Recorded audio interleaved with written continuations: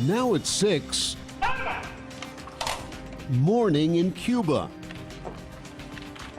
Grief spanning generations as the island nation prepares for a funeral. And South Florida plans a major rally this week. CBS 4 with live team coverage of the death of Fidel Castro. Today is the third of Cuba's 9 days of national mourning, and after a weekend of celebration in South Florida, the mood is subdued in Cuba. Since sunrise this morning, thousands of people have been filing through the Revolution Square to pay their final respects to Fidel Castro ahead of his funeral later this week.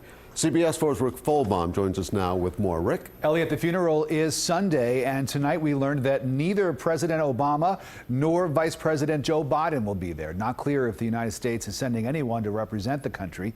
Meantime, the grief in Cuba continues as that nation mourns its former leader. A 21-gun salute echoing over Havana. Thousands of Cubans lining up at Revolution Plaza to mourn the country's most revolutionary figure, young and old, coming to pay their respects. A military veteran who arrived before dawn. He called Fidel Castro immortal, a friend and teacher for Cuba and the world. The exile community in South Florida may be celebrating, but the emotions are very different in Cuba. It is a great source of pain. It is something that had to occur because we all must die.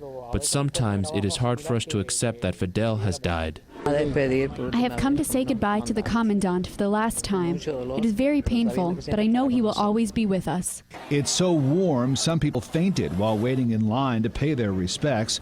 Some poured cold water over their heads to help cool themselves off. Students at the University of Havana marched from their campus to the plaza, shouting cheers and waving Cuban flags.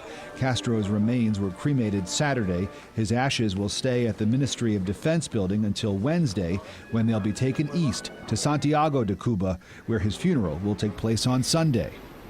The 9-day mourning period means that music in the streets of Havana and other cities in Cuba has been silenced, the sale of alcohol has been banned, and the Cuban baseball season has been suspended temporarily.